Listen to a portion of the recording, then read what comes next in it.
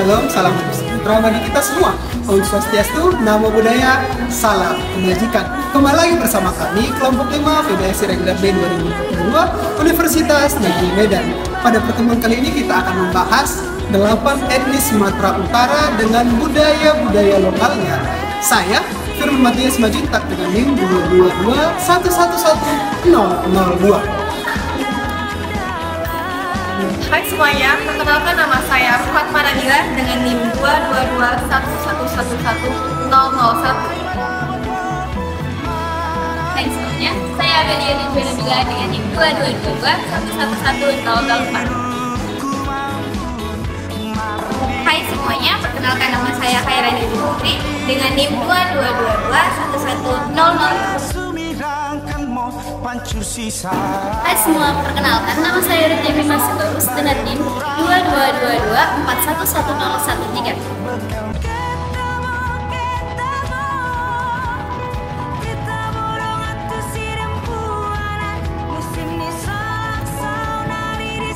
Nah, Indonesia memiliki 38 provinsi yang tersebar dari Sabang sampai Merauke, dan salah satu provinsinya adalah Sumatera Utara. Provinsi Sumatera Utara terkenal dengan 8 etnis asli yang mendiami wilayah tersebut. Ada Melayu, ada Batak Toba, ada Simalungun, Karo, Angkola, Mandailing, Pakpak, dan juga etnis Nias yang ada di Pulau Nias. Saudaraku, ketika berbicara tentang etnis, maka hal yang akan terbesit di pemikiran kita adalah budaya. Kunchara Ningrat di tahun 2015 menyatakan bahwa budaya merupakan sistem gagasan, perilaku, dan hasil karya dari manusia sebagai bagian dari masyarakatnya. Salah satu bagian dari budaya tersebut adalah sistem kekeluargaan atau sistem kekerabatan. Ketika kita berbicara tentang sistem kekerabatan, ini meliputi panggilan terhadap masing-masing anggota keluarga tersebut dan posisi serta perannya dalam pelaksanaan adat budaya. Oleh sebab itu, kita akan membahas lebih dalam terkait sistem kekerabatan dari 8 etnis yang mendiami Sumatera Utara tersebut. Mari kita simak bersama-sama. Etnis Melayu. Yang pertama, sapaan terhadap ibu atau ayah dari orang tua atau kakek dan nenek. Biasa kakek dipanggil Aki, Atu, Santantan, dan nenek dipanggil Uwan, Uwa, Usi Andung, dan Ino. Dan yang kedua, sapaan terhadap saudara kandung orang tua laki-laki. Yang anak pertama biasa dipanggil Pak Uwo, Pak Lang, dan Pak Yang. Dan anak kedua dipanggil Pak Ngah. Dan anak ketiga dipanggil Pak Uso dan Pak Alang. Dan anak keempat biasa dipanggil Pak Ucu atau Pak Ocu. Untuk anak kelima dan seterusnya biasanya dipanggil berdasarkan ciri fisik. Misalnya Pak Anda karena bertumbuh rendah, dan Pak Uti karena berkulit putih. Pak Ci atau panggil Kocia, yaitu untuk anak laki-laki sebelum bungsu atau sebelum anak paling kecil. Dan panggilan Pak Usu atau Ponsu biasa dipanggilan untuk anak paling bungsu. Dan yang untuk panggilan saudara perempuan ayah, yang anak pertama dipanggil biasa Mak Uwo, Mak Lung atau Mak Yung, atau Mak Tuwo. Dan anak kedua dipanggil Mak Nah dan Mak Tongah. Dan anak ketiga biasa dipanggil Mak Udo dan Mak Lang. Dan anak keempat biasa dipanggil Mak Ucu. Saudara perempuan kelima dan seterusnya dipanggil juga berdasarkan dari ciri fisik. Misalnya Mak Anda karena berfisik bertubuh rendah, dan Mak Utih karena berkulit putih. Dan panggilan Mak Cia dan Ocia untuk panggilan perempuan sebelum anak bungsu, dan Mak Usu dan Onsu untuk panggilan perempuan paling bungsu. Sapaan terhadap saudara kandung orang tua dari perempuan atau dari ibu kita. Saudara laki-laki dari mama dipanggil Uwa, atau laki-laki pada wilayah masyarakat ada seperti Kuantan, Kampar, Rokan, Pelalawan, dan suku asli. Pak Uwo dan Pak Long atau Pak Yu untuk panggilan laki-laki pertama, dan Pak Nga untuk laki-laki panggilan kedua, dan Pak Udo untuk laki-laki yang ketiga. dan laki-laki yang keempat biasa dipanggil Pak Ucu. Selanjutnya sama seperti yang di atas untuk panggilan saudara dari pihak ibu. Panggilannya sama seperti saudara dari pihak ayah kita. Etnis Karo. Rekes Setelu adalah struktur adat budaya pada masyarakat Karo. Hal ini sama pemaknaannya dengan Tolu Sahun Dulan pada etnis Malungun, Daliken Sitelu pada etnis Papa, Dalihana Tolu pada Batak Toba, juga pada etnis Mandailing dan Angkola. Rekes Sitelu terdiri dari yang pertama hula-hula, yaitu orang-orang yang menjadi saudara laki-laki dari istri kita, ibu kita, nenek dari ayah kita, dan seterusnya. Hal yang sama juga termasuk dengan semua orang yang menjadi saudara laki-laki dengan menantu perempuan kita, menantu perempuan anak laki-laki kita, dan seterusnya. Perlu diingat bahwa pihak hula-hula dikembangkan dengan istilah saudara semarga istri, ibu dari ayah atau nenek, dan seterusnya. Ke atas begitu juga menantu perempuan dari anak laki-laki, dan seterusnya ke bawah.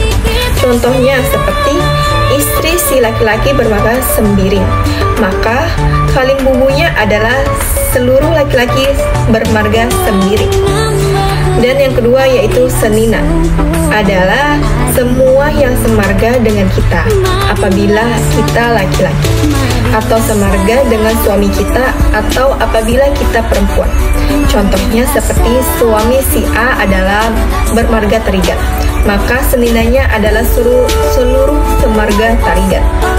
Dan yang ketiga yaitu anak baru, yaitu pihak yang menikah dengan saudara perempuan kita atau semua perempuan yang semarga dengan kita.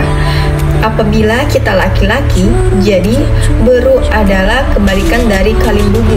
Jika kaling bubu anak laki-laki yang semarga dengan istri, maka anak beru adalah yang semarga dengan suami. Perlu diingat, anak beru bukan hanya terbatas pada gender perempuan.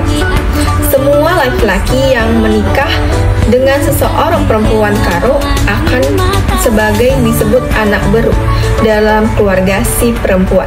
Etnis Simalungun. Lalu ada Tolu Sahunduan pada etnis Simalungun, yaitu yang pertama, Tondong. Pada acara kelahiran ada acara yang disebut dengan Mamukus Bere yang dilakukan oleh tulang kepada berenya. Di sini tulang akan memotong rambut bayi dan itu harus pertama kalinya rambut bayi tersebut dipotong. Pada acara perkawinan, tulang akan memberikan ulos panubu kepada kedua pengantin, yang dimana ulos ini diberikan saat acara sudah selesai dan ulos ini digunakan untuk menubu pengantin memasuki rumah. Pada acara kematian, dalam adat Simalungun, kematian sayur matua memakai kain korsa. Tulang pamupus yang akan memakaikan kain korsa tersebut kepada anak yang paling besar dari orang tua yang meninggal. Yang kedua adalah sanina. Pada acara adat, sanina akan mengurus jalannya adat dari awal sampai akhir. Sanina juga akan menjadi pemimpin yang mengarahkan jalannya adat tersebut. Yang ketiga adalah boru. Di acara pernikahan, boru akan mengawal tondong, yaitu menyambut dan menembak tulang mereka. Boru di setiap acara adat juga menjadi parkoba. Biasanya boru akan bekerja di dapur, menyediakan makanan dan minuman. Etnis Pakpak. Masyarakat Pakpak memiliki sistem kekerabatan yang mengikuti garis keturunan dari ayah. Pada masyarakat Pakpak, ada unsur kekerabatan yang disebut dengan Daliken Sitelu. Yang pertama ada Sabeltek. Sabeltek merupakan semua yang semarga dengan kita apabila kita laki-laki, dan yang semarga dengan suami kita apabila kita perempuan. Contohnya, jika si A bermargana Hampun, maka Sabelteknya adalah seluruh margana Hampun. Sabeltek berfungsi sebagai teman satu tempat duduk dalam penyelenggaraan adat. Jika suatu keluarga menyelenggarakan adat, maka Sabeltek yang menjadi pemimpin upacara adat tersebut. Contohnya, keluarga Margana Hampun menyelenggarakan upacara adat, maka seluruh Margana Hampun menjadi Sabeltek yang memandu jalannya pelaksanaan upacara adat dari awal sampai akhir. Sabeltek ini berperan aktif dan bertanggung jawab dalam pelaksanaan upacara adat. Yang kedua ada beru. Beru yaitu pihak yang menikah dengan saudara perempuan dari kita atau semua perempuan yang semarga dengan kita apabila kita laki-laki. Perlu kita ingat bahwa beru ini tidak hanya terbatas pada perempuan saja.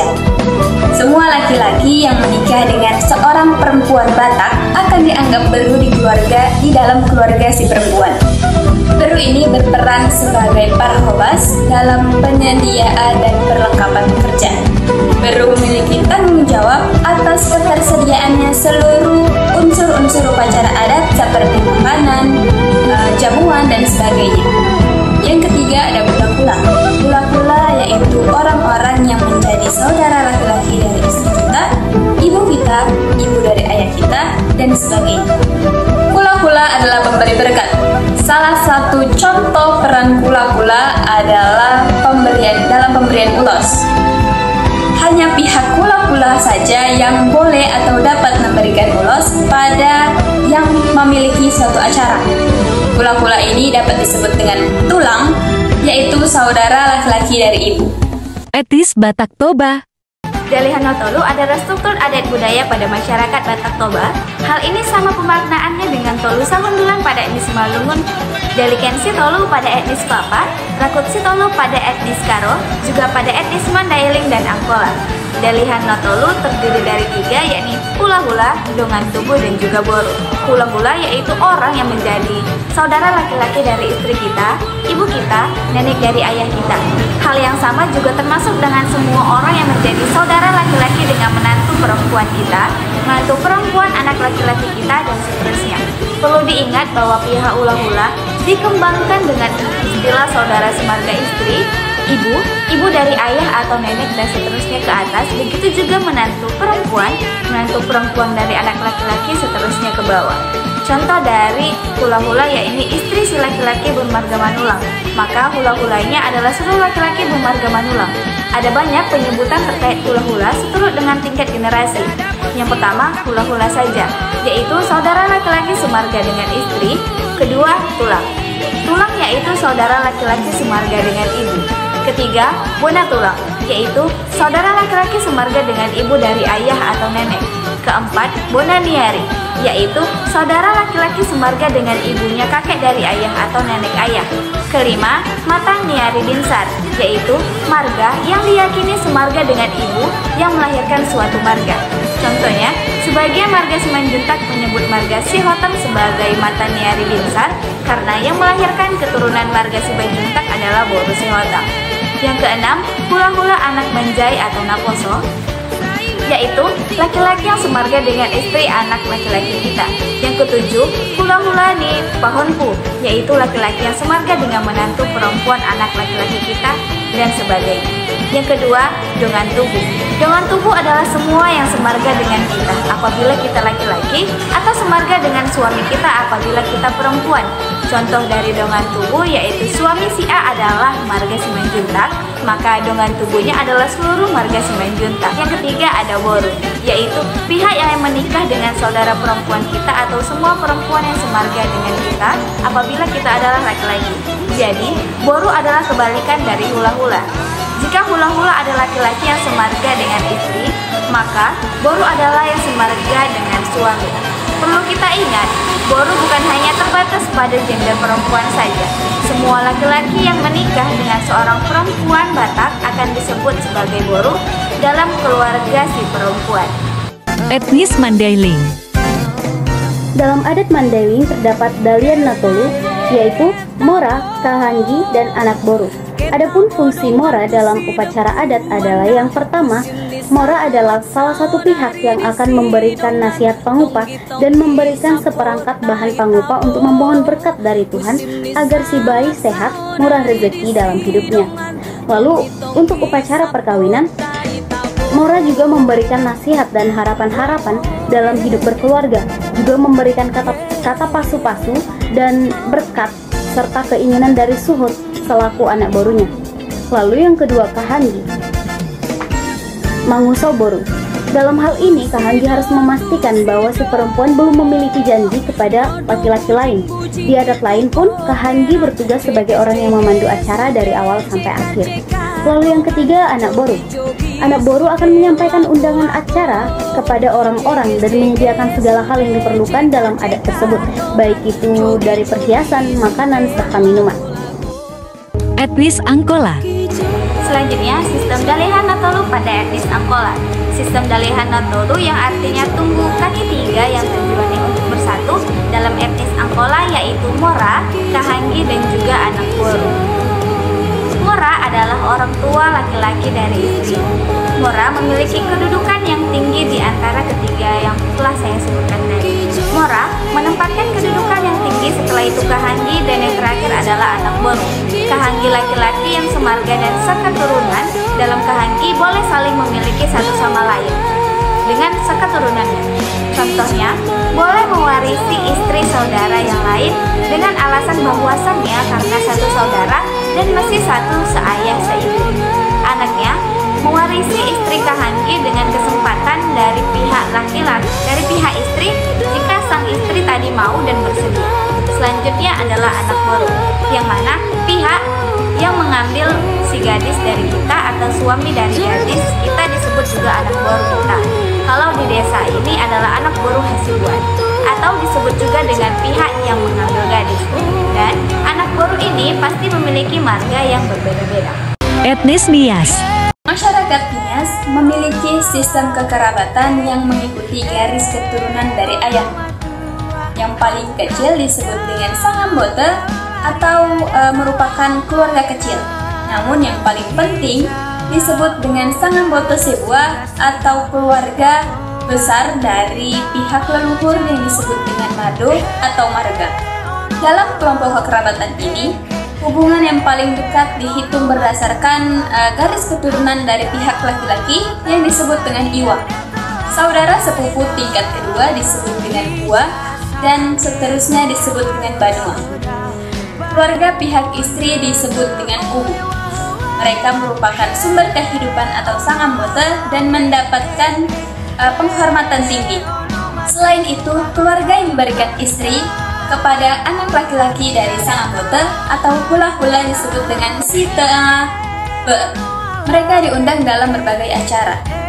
Apabila Sangambote menikahkan anaknya, mengadakan upacara kematian, dan sebagainya.